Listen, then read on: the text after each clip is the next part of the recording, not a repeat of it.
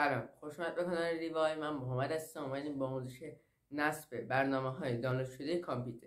خب بذارید بیشتر دربارش توضیح بدم.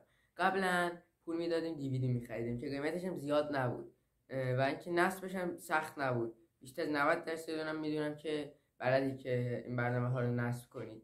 اما الان دیگه قیمت دیویدی خیلی بالا و تا وقتی که گوگل است برای چی باید انقدر پول بدیم که دیویدی بخریم؟ الان دیگه فوقش 22,000 تومان میدیم. یه اینترنت یه ماه 1 تا 11 نامحدود میگیریم و هر چقدر تاکید میکنم هر چقدر بازی که دوست داریم واسه کامپیوتر دانلود میکنیم. حالا نه فقط بازی، هر برنامه‌ای که دوست داشتیم ما واسه کامپیوتر دانلود میکنیم. اما قیمت دیویدی خیلی بیشتر از این حرفاست. بخواد یه دیویدی بخرید 100% بیشتر از 22,000 تومان میشه که خب خیلی بده دیگه. اما نصب برنامه‌های دیویدی با نصب بازی‌هایی که دانلود کردید واسه کامپیوتر فرق داره که من میخوام بهتون آموزش بدم که چطوری بازی و برنامه‌ای که واسه کامپیوتر دانلود کردید رو نصب کنید. خب ممنون میشم که کانال رو سابسکرایب کنید، زنگوله بغلش رو بزنید که یه ویدیو جدید اومد حتما از اون مطلع بشید، اولین نفری باشه که این ویدیو رو میبینید. ویدیو رو لایک کنید. بریم که دیگه داشته باشیم.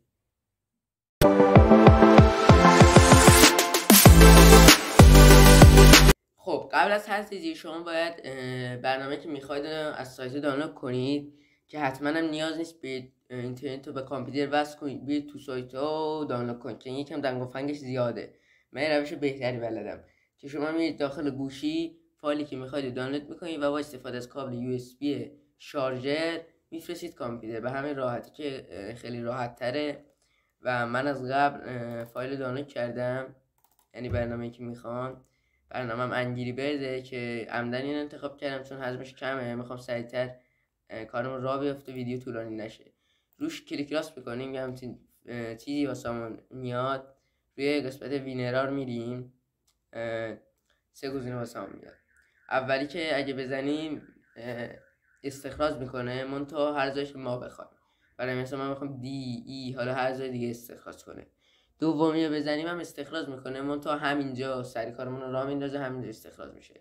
سومی هم خیلی نمیدونم با اینا چه فرقی داره ولی خب اینم استخراج میکنه دیگه. یه جوری میشه گفت هر سه تا اینا یه کار انجام میده منتها به شیوه های مختلف که من از دومی بیشتر اوقات استفاده میکنم که همینجا استخراج میکنه. میزنم روش، از همون پسورد میخواد که اگه برید تو سایت ها پسوردش رو دادن. من از سایت یاستانو دانلود کردم و پسوردی که داده بود این بود: www.yastel.com. حواستون باشه پسورد درست بزنید که ارور نده دیگه. خب من الان استخراجش کردم، همونطور که میبینید اومده اینجا. همیشه این عکس نمیاد، حواستون به این نوشتهش باشه چون حالا این چون حجمش کم بوده عکسش اومده ولی بیشتر اوقات عکس این نمیاد. حواستون باشه که اسمشو بخونید درست برید.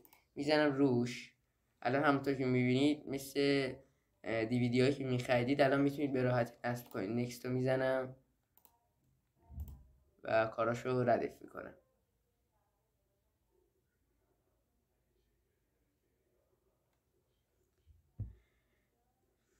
چون حجم این برنامه کمه به راحتی داره و سریع نصب میشه.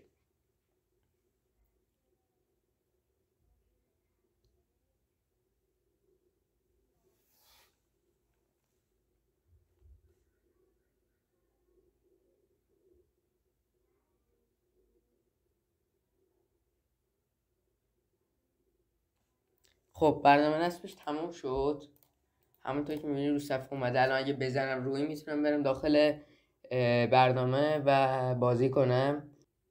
خب این بود از آموزش ما. امیدوارم که مشکلی حل شده باشه. اگه حل نشده تو کامنت ها بگو. کانال رو سابسکرایب کن، زنگوله بغلش رو بزن، ویدیو رو لایک کن. بین این 2 تا ویدیویی هم که بهتون نمایش داده میشه هر کدوم که خواستی رو انتخاب کن و ببین. خدا نگهدار.